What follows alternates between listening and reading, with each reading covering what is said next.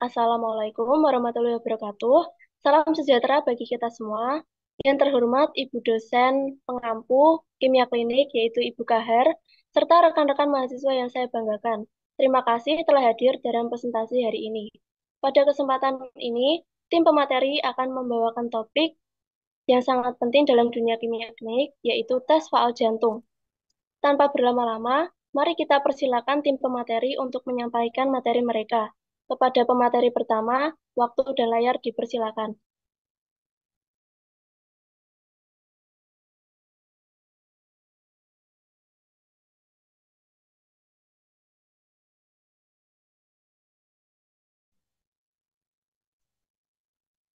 Baik, sebelumnya perkenalkan nama saya Nasya Puspita Maeswari dengan NIM akhir 097. Yang pertama ada definisi tes soal jantung CPK-CK. Tes soal jantung adalah pemeriksaan untuk menilai fungsi jantung, termasuk efisiensi pompa darah dan respon terhadap aktivitas fisik. Tujuannya adalah mengidentifikasi potensi masalah jantung, memberikan gambaran kesehatan kardiovaskular, serta membantu menentukan langkah pencegahan atau pengobatan yang tepat. Selain itu, tes ini juga memberikan informasi tentang kapasitas fisik dan adaptasi jantung terhadap beban kerja, penting untuk menjaga kesehatan jantung jangka panjang. Kreatin kinasa atau CK adalah enzim yang ditemukan di otot rangka, miokardium, dan otak. Berfungsi mengkatalisis reaksi antara kreatin dan ATP untuk menghasilkan fosfokreatin atau PCR dan ADP. Reaksi ini reversibel memungkinkan produksi ATP dari PCR dan ADP. Fosfokreatin penting untuk menyediakan energi bagi jaringan yang memerlukan ATP tinggi seperti otak, otot rangka, dan jantung serta berperan dalam menjaga keseimbangan energi sel. Next. Yang selanjutnya ada fungsi tes faal jantung CPK-CK. Fungsi tes faal jantung adalah untuk menilai kemampuan jantung dalam memompa darah dan memancarkan respon terhadap aktivitas fisik. Tes ini juga bertujuan mendeteksi gangguan jantung seperti penyakit jantung koroner, aritmia, dan kondisi lain yang mempengaruhi kesehatan kardiovaskular. Kreatin kinasa atau CK adalah enzim penting dalam metabolisme energi seluler, khususnya dalam proses anaerobik di otot, di mana ia membantu menghasilkan adenosis trifosfat atau ATP sebagai sumber energi utama. CK ditemukan dalam konsentrasi tinggi di otot rangka dan miokard dan berperan krusial dalam memproduksi ATP saat pasokan oksigen terbatas, memastikan fungsi kontraksi otot tetap terjaga. CK dan CKMP digunakan sebagai penanda diagnostik untuk infark miokardium dan cedera otot. Karena konsentrasi tinggi, CK di otot memberikan spesifitas diagnosis yang lebih baik dibandingkan enzim lain. CK juga dimanfaatkan sebagai biomarker dalam praktek klinis untuk mendeteksi gangguan otot, termasuk gejala terkait gangguan statin atau SAMS yang dapat mempengaruhi kepatuhan pengobatan dan hasil kardiovaskular. Selanjutnya akan dijelaskan oleh rekan saya.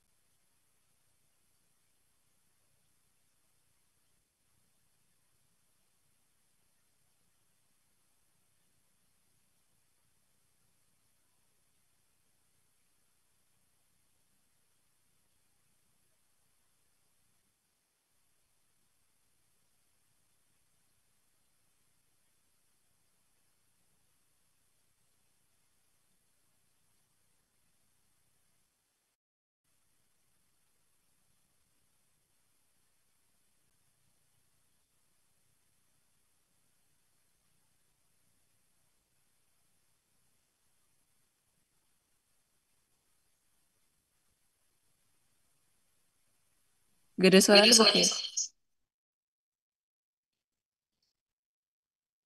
Iya.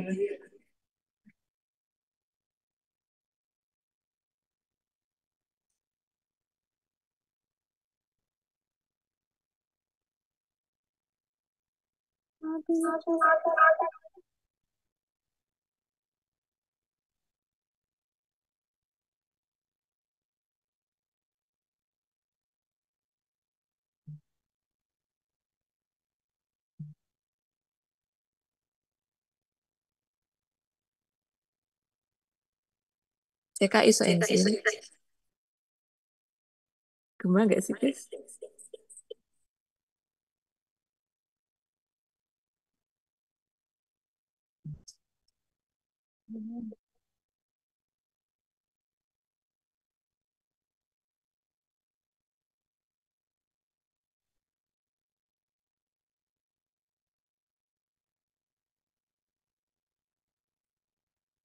CK isoenzim atau CKBB, CKMM, CKMB.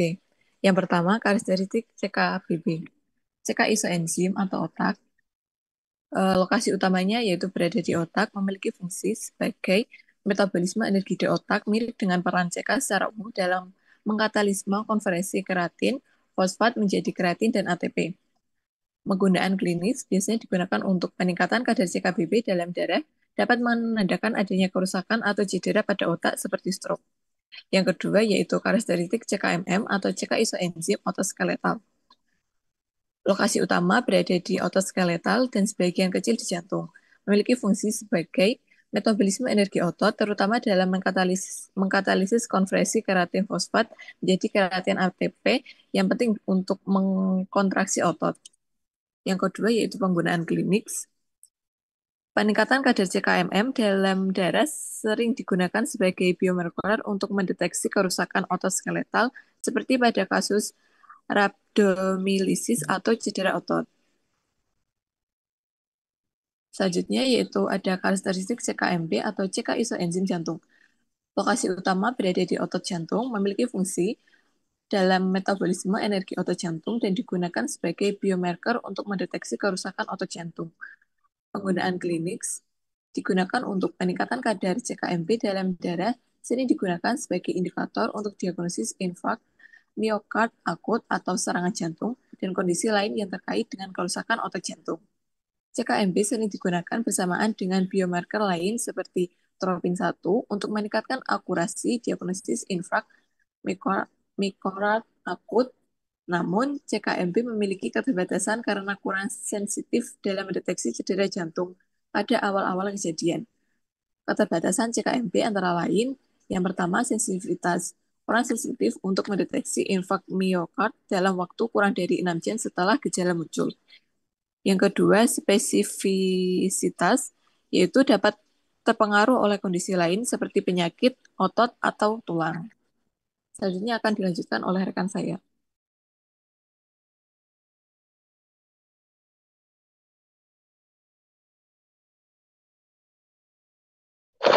Baik, perkenalkan nama saya Sofia Hasanah Tami dengan NIM akhir 078. Di sini saya akan menjelaskan tentang metode dan prosedur pemeriksaan kreatina kinase atau CK. Yang pertama ada prosedur pengambilan darah. Pasien diminta untuk beristirahat sebelum pemeriksaan dan menghindari aktivitas fisik berat selama 24-48 jam sebelumnya agar hasilnya lebih akurat. Yang kedua, petugas laboratorium akan memasang tourniquet di lengan atas pasien agar vena lebih terlihat. Yang ketiga, area penusukan jarum dibersihkan menggunakan kasa antiseptik untuk mencegah infeksi. Yang keempat, darah diambil dengan jarum steril dan dimasukkan ke dalam tabung khusus. Setelah itu jarum dilepas dan area penusukan kembali bersih serta ditutup dengan perban. Next.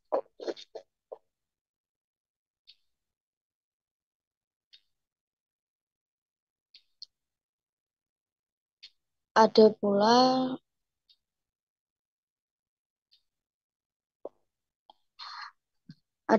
metode pemeriksaan kreatina kinase dilakukan dengan berbagai teknik utama yaitu adalah spektrofotometri UV 340 run.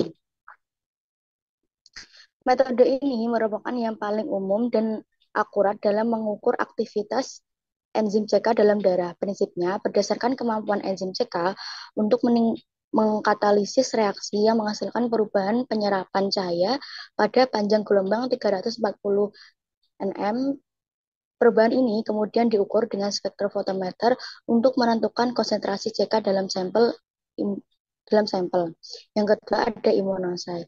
Teknik ini digunakan untuk mendeteksi isoenzim CK tertentu, terutama CKMB yang lebih spesifik terhadap otot jantung. Metode ini bekerja dengan prinsip reaksi antigen-antibodi, di mana antibodi spesifik mengenai isoenzim CK dan memungkinkan pengukuran yang lebih selektif terhadap CKMB dibandingkan total CK imunisasi. Sering digunakan dalam diagnosis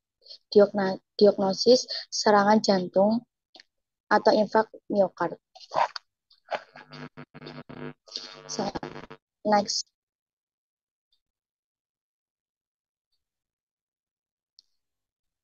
Selanjutnya ada elektrokimia. Dalam metode ini, elektroda spesifik digunakan untuk menganalisis CK dengan sensitivitas tinggi. Teknik elektrokimia dapat memberikan hasil yang cepat dan akurat dengan mendeteksi aktivitas enzimatik melalui perubahan potensi listrik atau arus yang dihasilkan selama reaksi enzimatis berlangsung. Baik, selanjutnya akan dijelaskan oleh rekan saya.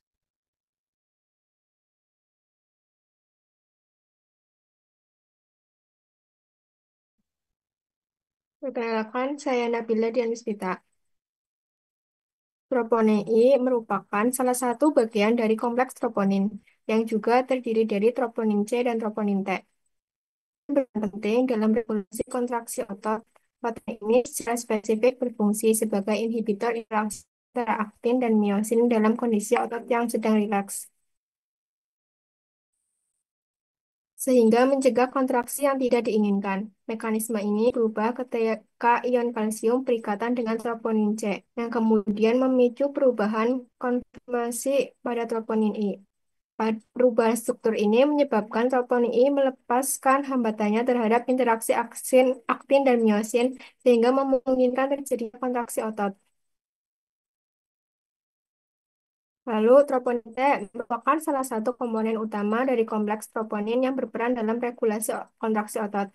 Protein ini memiliki fungsi spesifik dalam mengikat kompleks troponin ke tropomiosin, sebuah protein filamen yang berperan dalam mengatur interaksi antara aktin dan miosin selama proses kontraksi otot. Dengan berikatan dengan tropomiosin, troponin T membantu menjaga kestabilan kompleks troponin serta memungkinkan perubahan konformasi yang diperlukan untuk menghasilkan kontraksi otot yang efektif. Selain perannya dalam fisiologi otot, troponin memiliki signifikasi klinis yang besar sebagai biomarker dalam mendeteksi kerusakan miokardium. Lalu ada isoform troponin I. Troponin I sendiri memiliki 3 isoform utama yang berbeda, masing-masing sesuai dengan jenis jaringan otot tempatnya diekspresikan. Troponin I memiliki 3 isoform utama yang spesifik untuk jenis jaringan otot tertentu. Masing-masing memiliki karakteristik dan fungsi yang disesuaikan dengan kebutuhan fisiologinya. 1. Isoform troponin I pada otot rangka tipe lambat. Switch fibers. Isoform ini diekspresikan terutama pada serat otot rangka tipe lambat yang berperan dalam aktivitas yang membutuhkan kontraksi otot berkelanjutan dalam jangka waktu lama. Otot ini banyak ditemukan pada otot-otot yang mendukung postur tubuh serta aktivitas aerobik seperti berjalan dan bersepeda.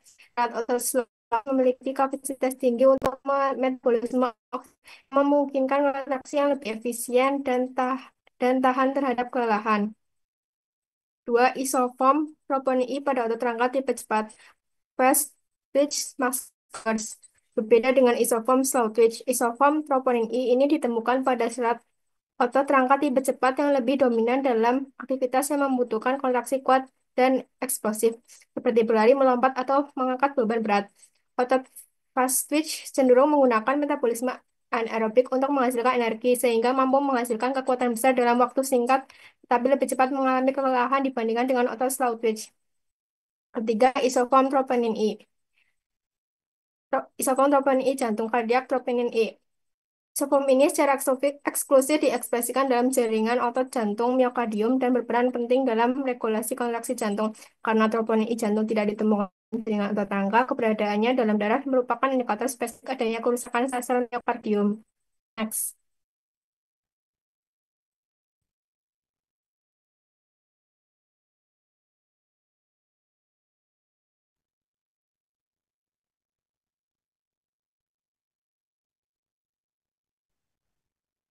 Fungsi troponin I. Satu, regulasi interaksi aktin dan miosin.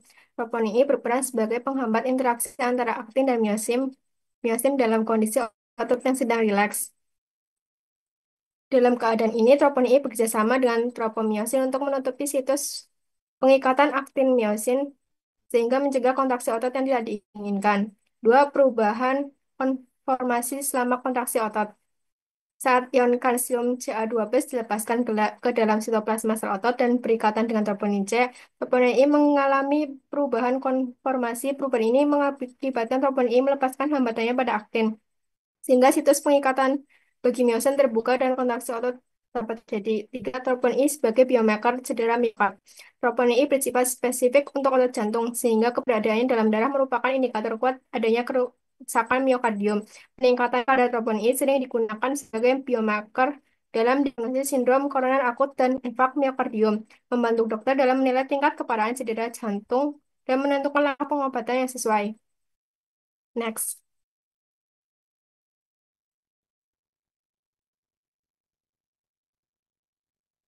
Fungsi troponin T. Satu, mengikat kompleks troponin pada tropomiosin. Troponin T memiliki fungsi utama dalam mengikat kompleks troponin ke tropomiosin yang merupakan bagian dari filamen tipis dalam otot. Dengan mengikatkan diri pada tropomiosin, troponin T membantu menjaga kestabilan struktur filamen tipis yang sering mekanisme kontraksi otot. Dua, transmisi sinyal kalsium untuk aktivasi kontraksi otot. Selain perannya dalam stabilisasi struktur otot, troponin juga berperan dalam mentransmisikan sinyal kalsium untuk mengaktifkan kontraksi otot. Ketika ion kalsium berikatan dengan troponin T membantu mengatur perubahan posisi tropomiosin sehingga interaksi antara aktin dan miosin dapat terjadi dan kontraksi otot dapat berlangsung. Tiga, troponin T sebagai indikator cedera miokard. Pemerintah juga merupakan biomarker yang sangat sensitif terhadap kerusakan otot jantung. Peningkatan kadar troponin T dalam darah sering digunakan sebagai indikator cedera miokard, terutama pada pasien yang mengalami serangan jantung. Penelitian menunjukkan bahwa dalam beberapa kasus troponin T lebih andal dibanding troponin I dalam mendeteksi cedera miokard, terutama pada individu dengan aktivitas fisik tinggi seperti atlet, di mana peningkatan troponin I dapat terjadi akibat latihan intensif tanpa adanya kerusakan miokard yang nyata. Selanjutnya akan dilanjutkan oleh rekan.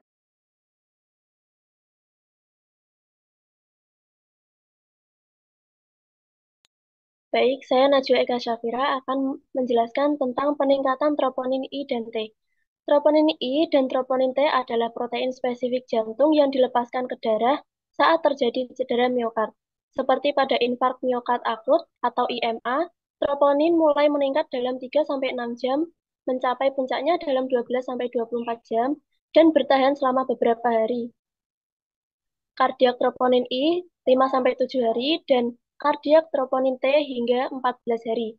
Selain infark miokard, troponin juga bisa meningkat pada gagal jantung, miokarditis, emboli paru, sepsis, dan penyakit ginjal kronis. Evaluasi troponin dilakukan secara serial untuk membedakan infark miokard akut dari kondisi non-iskemik. Next.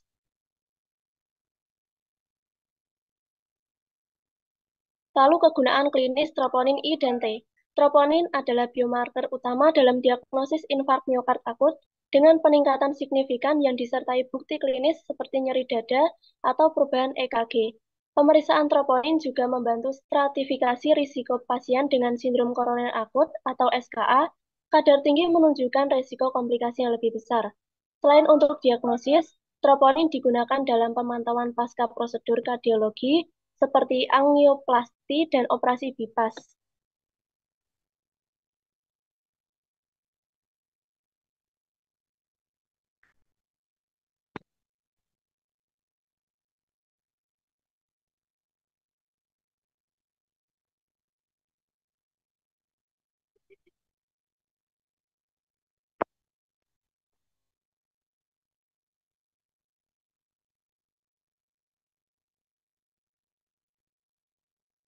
Baik, selanjutnya saya Vanessa Zikila Zahra akan melanjutkan. Yang pertama, selanjutnya metode dan prosedur pemeriksaan troponin I dan T. Troponin adalah protein yang terdapat dalam otot jantung dan otot rangka, sementara sel otot polos tidak mengandung troponin. Pemeriksaan troponin jantung menjadi salah satu komponen penting dalam diagnosis dan manajemen acute coronary syndrome khususnya dalam mendeteksi infark miokard akut. Next.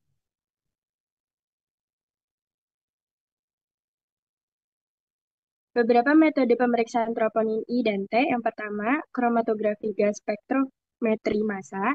Metode ini digunakan untuk mengidentifikasi dan mengukur kadar troponin dalam darah.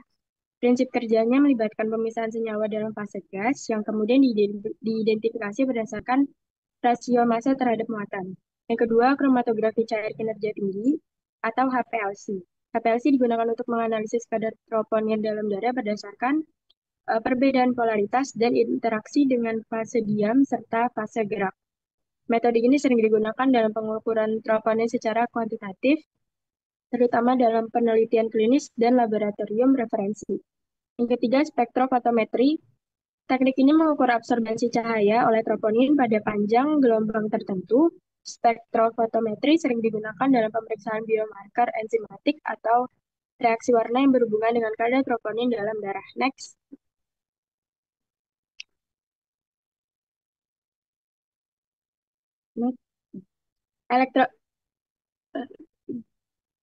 Yang sebelumnya.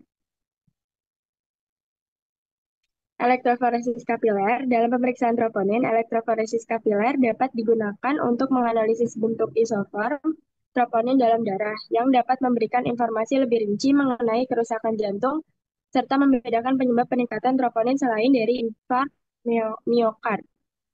Selanjutnya, enzim link immunosorben assay atau ELISA. ELISA digunakan untuk mendeteksi keberadaan dan konsentrasi troponin dalam darah berdasarkan interaksi antigen-antibodi. Selanjutnya, analisis genetik dan biologi molekuler. Metode ini mencakup PCR dan DNA sequencing yang digunakan untuk mendeteksi mutasi genetik yang berhubungan dengan ekspresi troponin. Next.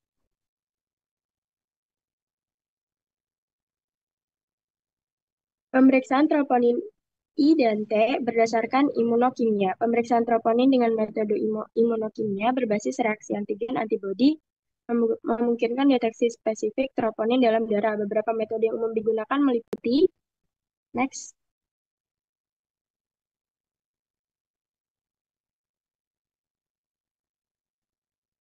ELISA dan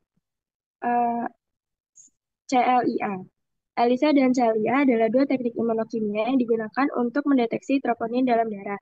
ELISA bekerja dengan memanfaatkan enzim yang menghasilkan perubahan warna sebagai respon terhadap interaksi antigen-antibodi.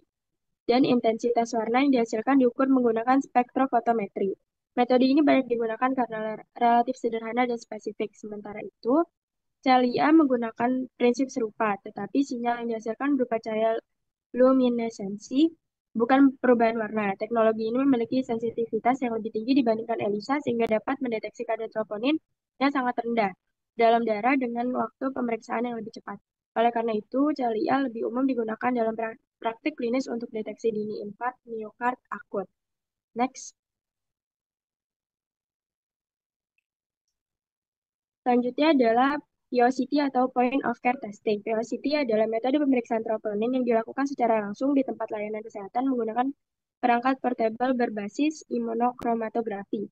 Metode ini memungkinkan hasil pemeriksaan diperoleh dalam waktu singkat sehingga sering digunakan unit gawat darurat atau ambulans untuk membantu diagnosis cepat pada pasien dengan dugaan serangan jantung. Next.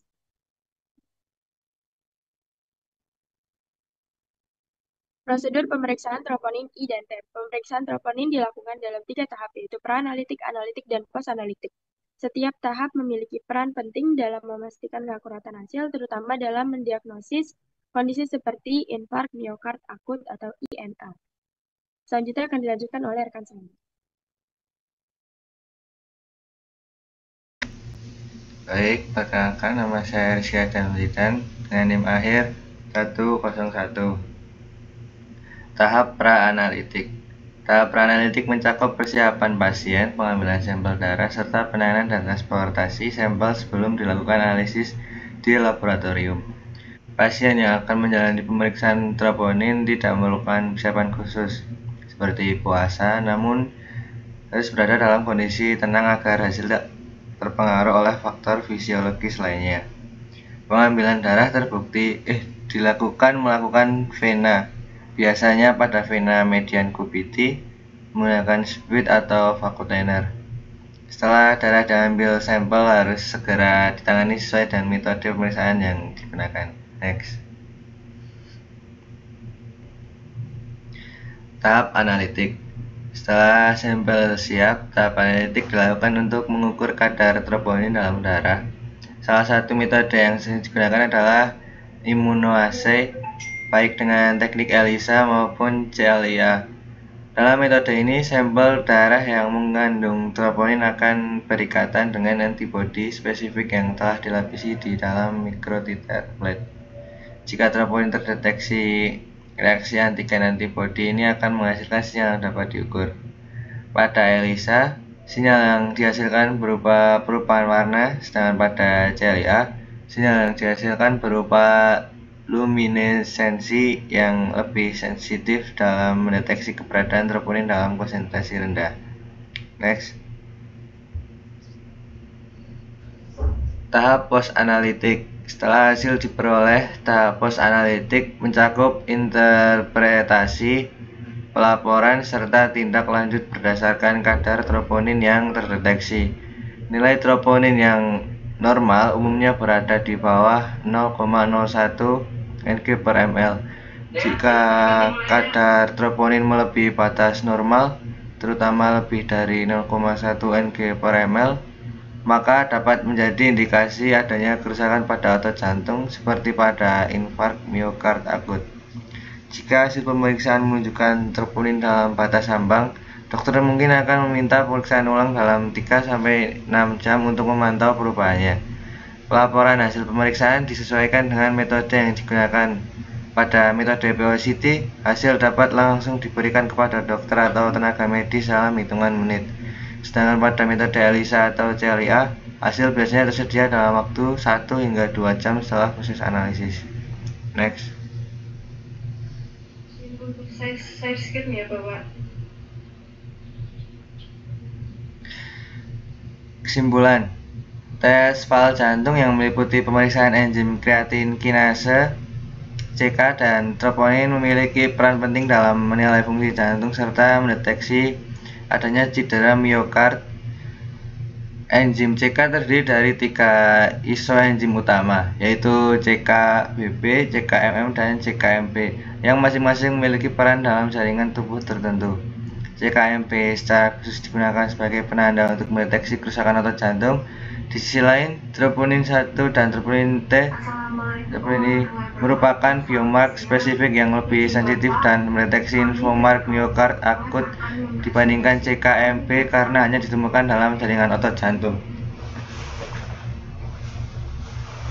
Kelompok 4. Peningkatan kadar troponin dalam darah dapat terjadi dalam berbagai kondisi, seperti infark miokard, gagal jantung, emboli paru, dan sepsis. Pemeriksaan kadar troponin dilakukan secara serial untuk memastikan pola perubahan yang menunjukkan adanya cedera miokard. Selain itu, metode pemeriksaan troponin berbasis imunokimia seperti enzim-linked immunosurveillance atau ELISA dan chemiluminescence immunoassay atau CLIA telah meningkatkan sensitivitas dan spesifisitas dalam mendeteksi troponin dalam jumlah kecil. Hal ini memungkinkan diagnosis dini serta penanganan yang lebih cepat bagi pasien dengan risiko penyakit jantung. Dengan perkembangan teknologi dalam bidang laboratorium klinik menggunakan High Sensitivity Troponin atau HSCTN, semakin banyak diterapkan untuk diagnosis infark miokard akut, terutama dalam kasus non-ST segment elevation myocard infarction atau NSTEMI. Pemeriksaan ini memberikan hasil yang lebih akurat dalam membedakan kondisi iskemik dan non-iskemik. Oleh karena itu, pemanfaatan CKMP dan troponin sebagai biomarker tetap menjadi standar utama dan evaluasi kondisi kardiovaskular, mendukung pengambilan keputusan medis yang lebih tepat dalam penanganan pasien dengan dugaan gangguan jantung. Next. saran untuk meningkatkan pemahaman mengenai pemeriksaan tes valve jantung, khususnya enzim CK, CPK, CK, dan troponin 1 dan serta T, diperlukan penelitian lebih lanjut mengenai faktor-faktor yang dapat mempengaruhi hasil pemeriksaan biomarker ini. Salah satu aspek yang penting untuk diperhatikan adalah standar protokol pengambilan sampel dan metode analisis yang digunakan agar hasil pemeriksaan lebih akurat dan dapat diandalkan dalam diagnosis penyakit jantung. Selain itu, pemahaman mengenai interpretasi hasil troponin dan CKMP dalam berbagai kondisi non-iskemik juga harus diperluas. Mengingat biomarker ini tidak hanya meningkat pada kasus infark miokard, tetapi juga dalam kondisi lain seperti gagal jantung, miokarditis, dan sepsis. Selain dalam aspek penelitian, tenaga medis dan mahasiswa di bidang kesehatan sebaiknya lebih mendalami penggunaan dan keterbatasan biomarker jantung ini agar dapat memberikan diagnosis yang lebih akurat dan efisien. Pelatihan terkait prosedur pemeriksaan, metode analitik yang tepat, serta interpretasi hasil laboratorium harus ditingkatkan agar dapat menunjang praktik klinis yang lebih baik. Lebih lanjut, perlu adanya pengembangan metode diagnostik yang lebih sensitif dan spesifik seperti penggunaan Higgs sensitivity troponin (HSCTN) yang telah terbukti lebih akurat dalam mendeteksi infark miokard akut. Pemeriksaan ini harus lebih banyak diterapkan di fasilitas kesehatan untuk meningkatkan deteksi dini dan manajemen penyakit jantung. Selain itu, karena faktor gaya hidup juga sangat berpengaruh terhadap kesehatan jantung, masyarakat perlu melakukan edukasi mengenai pencegahan penyakit jantung, termasuk pentingnya pola makan sehat, olahraga yang teratur, serta kontrol terhadap faktor risiko seperti hipertensi, diabetes, dan dislipidemia. Dengan kombinasi peningkatan pengetahuan, teknologi diagnosis yang lebih maju, serta kesadaran masyarakat terhadap kesehatan jantung, diharapkan angka kejadian penyakit kardiovaskular dapat ditekan dan kualitas pelayanan kesehatan semakin meningkat. Selanjutnya akan diteruskan oleh rekan saya.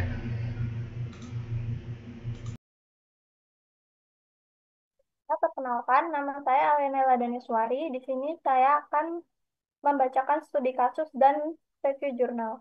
Studi kasus yang pertama, pemeriksaan CKMB dan HS troponin T pada pasien infark jantung dengan peningkatan segmen non-ST. Seorang pasien perempuan 60 tahun dengan riwayat dislipidemia datang ke UGD RSJPDHK dengan nyeri dada selama 1 hari.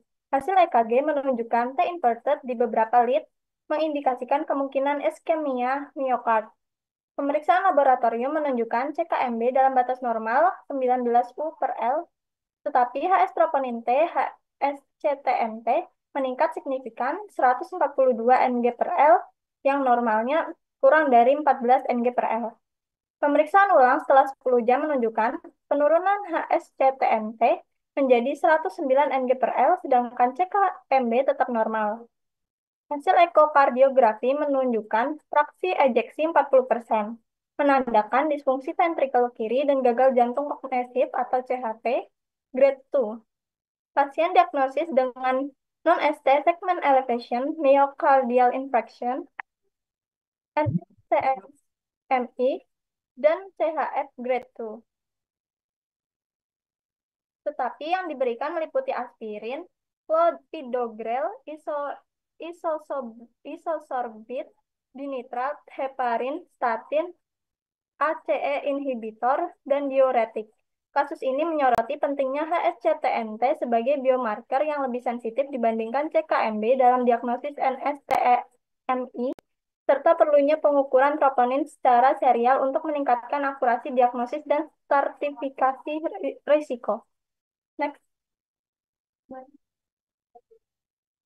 Studi kasus yang kedua yaitu pada CKMB pasien penyakit jantung koroner yang dirawat inap di bagian penyakit dalam RS Muhammadiyah Husin Palembang berdasarkan waktu pengambilan darah. Seorang pasien berusia 57 tahun datang ke instalasi gawat darurat dengan keluhan nyeri dada hebat yang berlangsung selama lebih dari 1 jam. Pasien memiliki riwayat hipertensi, telah merokok selama lebih dari 20 tahun. Dokter segera melakukan pemeriksaan elektrokardiografi atau EKG yang menunjukkan tanda-tanda infarkt miokard akut atau IMA. Untuk memastikan diagnosis, dilakukan pemeriksaan darah guna mengukur kadar CKMB. 3 jam setelah nyeri dada muncul, kadar CKMB mulai meningkat. Pada jam ke-9, kadar enzim ini semakin tinggi, menunjukkan adanya kerusakan otot jantung.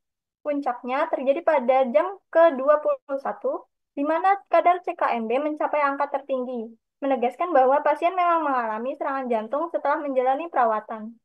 Kadar CKMB mulai menurun dan kembali ke level normal pada jam ke-48. Pengukuran kadar CKMB terbukti sangat membantu dalam mendeteksi serangan jantung, terutama dalam 24 jam pertama setelah timbulnya gejala. Dengan memahami pola perubahan kadar CKMB, dokter bisa lebih cepat dan akurat dalam mengambil keputusan medis. Selain itu, pria dan orang berusia di atas 45 tahun perlu lebih waspada terhadap risiko PJK jika mengalami nyeri dada yang tidak biasa. Jangan tunda untuk segera memeriksakan diri ke dokter, karena bisa jadi itu tanda awal dari serangan jantung. Next. Review jurnal yang pertama, uji sensitivitas dan spesifitas troponin I dan troponin T sebagai penanda biokimia jantung untuk menegakkan diagnosis acute myocardial infarction atau AMI. Penelitian ini dilakukan di RS Hasan Sadikin Bandung dengan desain penelitian observasional, kuantitatif, dan pendekatan cross-seksional. Penulis oleh Priska O, Christina N, dan Surya N.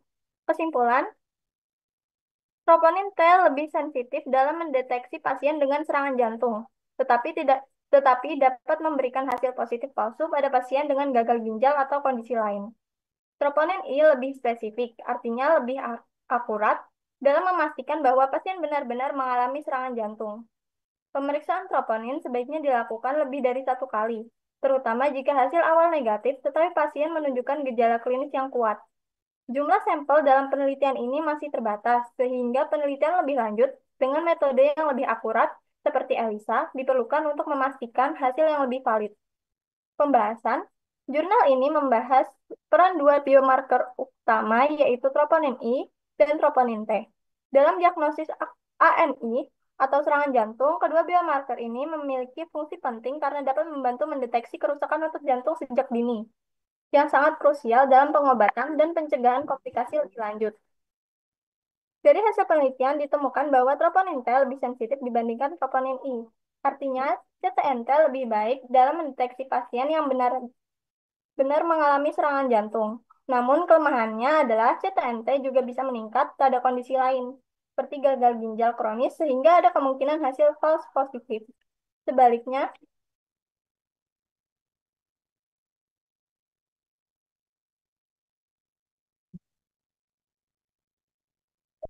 troponin I memiliki spesifitas yang lebih tinggi dibandingkan troponin T yang berarti lebih akurat dalam mengkonfirmasi bahwa pasien benar-benar mengalami serangan jantung. Ini menjadikan CTNI sebagai pilihan yang lebih andal untuk diagnosis AMI, terutama pada pasien dengan kondisi penyerta seperti gangguan ginjal. Namun dalam penelitian ini, jumlah sampel yang digunakan masih terbatas, hanya 41 pasien. Sehingga hasilnya belum bisa digeneralisasi sepenuhnya. Selain itu, metode ini digunakan belum mencakup pemeriksaan dengan ELISA yang dikenal lebih akurat dalam mendeteksi troponin. Next.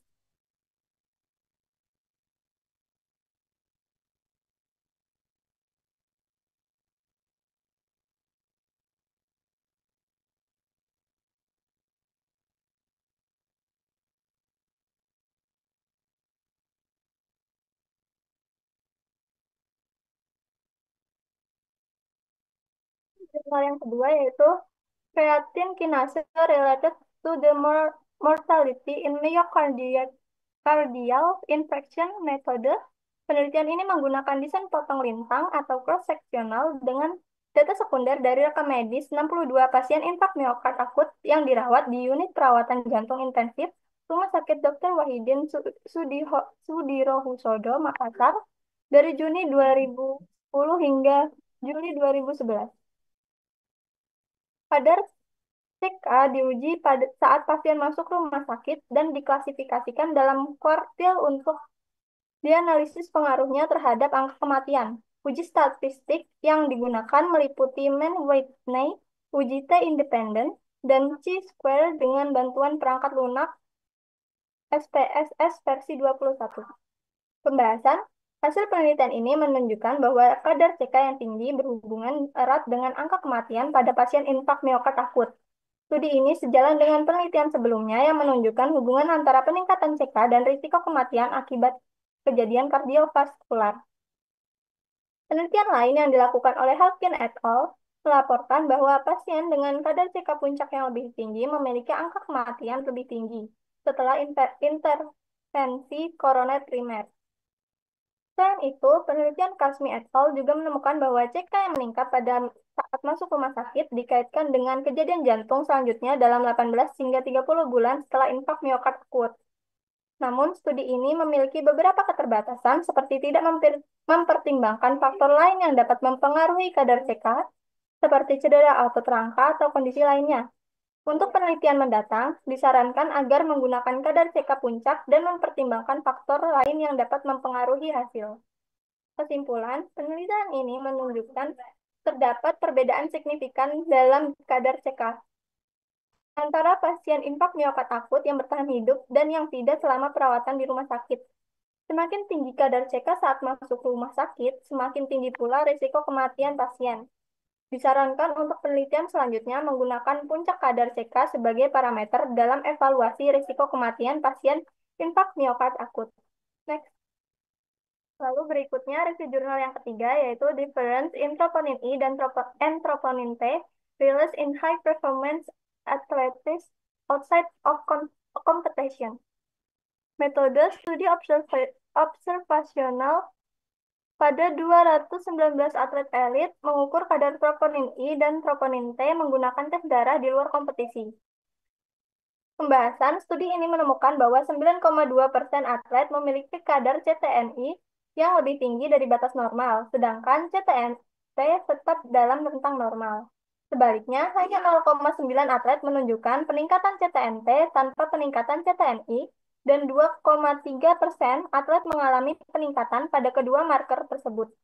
Penelitian tidak ditemukan perbedaan signifikan dalam kondisi kardiovaskular antara atlet yang memiliki peningkatan troponin dengan yang tidak. Hal ini menunjukkan bahwa peningkatan CTNI lebih sering terjadi pada atlet akibat latihan rutin, sedangkan CTNT tidak secara langsung berkorelasi dengan aktivitas fisik dalam kelompok ini. Namun, reviewer mencatat beberapa kelemahan dalam penelitian ini, seperti tujuan penelitian yang kurang jelas, ketidaksesuaian dalam jumlah atlet yang dilaporkan, mengalami peningkatan troponin, serta kurangnya penjelasan mengenai pemilihan sampel yang dijadikan fokus analisis. Kesimpulan, penelitian ini menyimpulkan bahwa peningkatan CTNI lebih umum terjadi pada atlet yang menjalani latihan intensif, sementara CTNT mungkin menjadi indikator lebih akurat dalam menilai potensi kerusakan jantung pada atlet. Meskipun demikian, keterbatasan metodologi yang dicatat dalam proses tinjauan sejawat perlu diperhatikan dalam menafsirkan hasil studi ini.